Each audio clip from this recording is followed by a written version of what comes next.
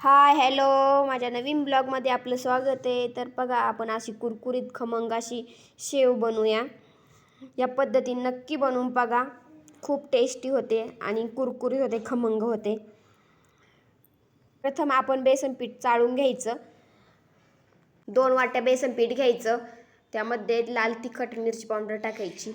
आपली घरगुती हा मिरची पावडर, त्यामुळे मी 1 चमचा टाकते. हळद पावडर टाकायची आणि मीठ टाकायचं. वाटण करून घ्यायचं. जिरी, ओवा, लसूण असं वाटून घ्यायचं. बारीक पेस्ट करून घ्यायची आणि चाळणीच्या साहाय्याने आपण त्यामध्ये चाळून घ्यायची, म्हणजे सोऱ्यामध्ये गुंतत नाही. असे व्हिडिओमध्ये दाखवल्याप्रमाणे अशी चाळून घ्यायची, म्हणजे त्याचं पाणी पाणी बेसन पिठामध्ये जाईल. आणि चोथा नाही टाकायचा, कारण की सोऱ्यामध्ये गुंततं. मग शेव व्यवस्थित येत नाही, त्यामुळे ते चोथा टाकायचा नाही.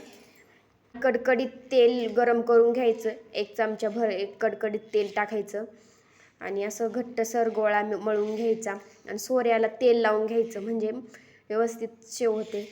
आपल्याला कोणत्या बारीक मोठी शेव काढायची त्याप्रमाणे सोऱ्याची लावायची, थाळी लावायची. आणि व्हिडिओमध्ये दाखवल्याप्रमाणे बघा, किती एक तार सारखी शेव निघते. किती कुरकुरीत खमंग होते बघा.